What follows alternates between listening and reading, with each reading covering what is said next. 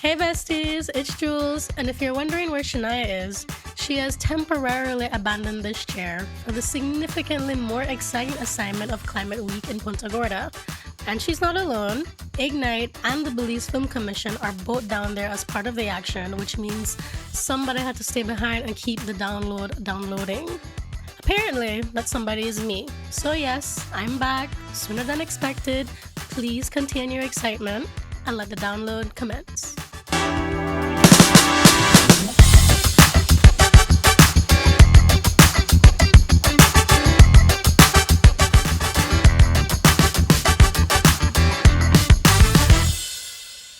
A piece of Belize's Maya history has been destroyed. Damage was discovered at El Posito, an archaeological site just outside the Guinea Grass village in Orange Walk, and authorities are now trying to determine who was responsible. What makes this one sting even more is the timing. Just last month, residents had met with representatives from the Institute of Archaeology and other partners to discuss preserving and developing the site. There was hope that, much like communities surrounding Lamanai, preserving the area could eventually create opportunities through tourism and employment. The Northern Maya Association of Belize has also condemned the destruction, describing the site as part of the shared inheritance of all Belizeans.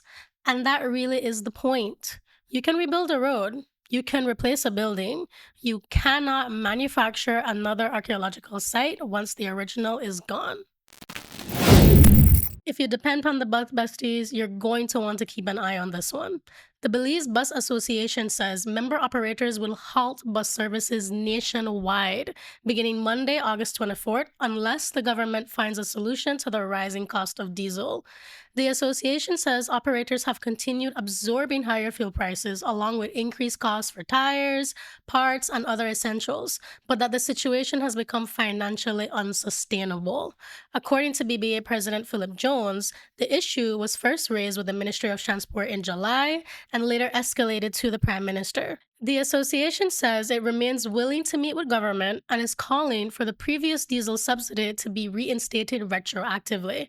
So between now and Monday, there's hopefully a meeting, a solution, a subsidy, something, because a nationwide bus shutdown, that is one Monday morning plot twist nobody needs.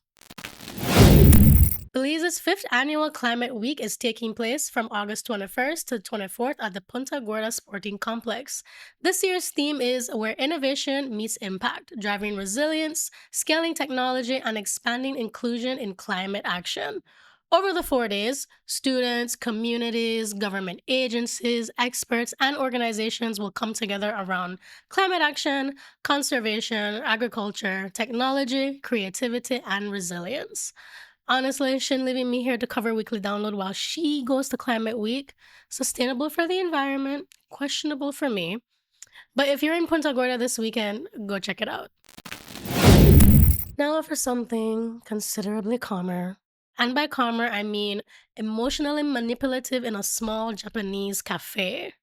The current read for the Belize City Book and Sip Club, which I am proudly a member of, is Before the Coffee Gets Cold by Toshikazu Kawaguchi.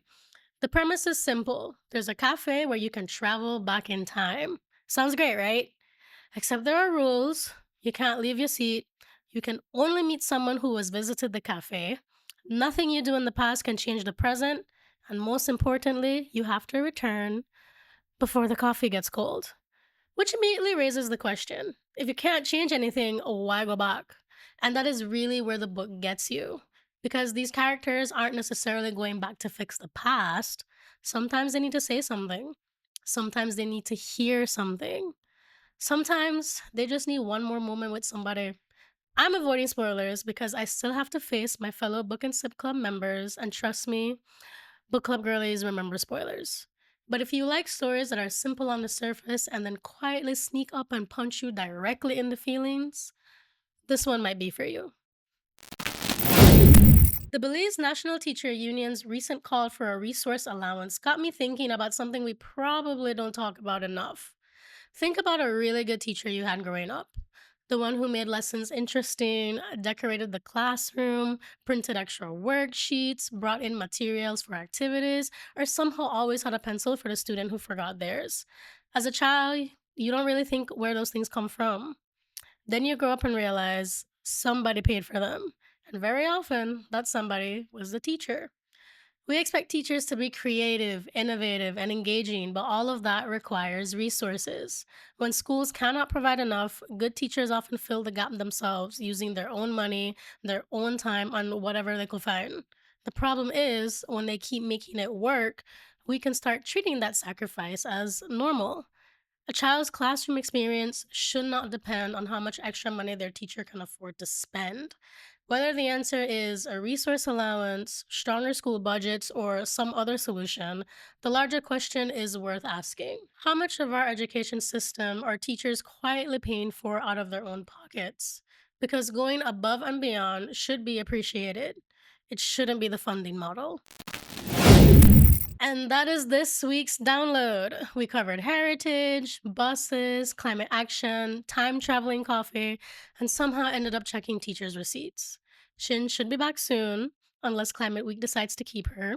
In the meantime, follow along with what's happening in Punta Gorda, protect the archaeological sites, keep checking those bus updates, and if you're in Book and Sip with me, finish the book.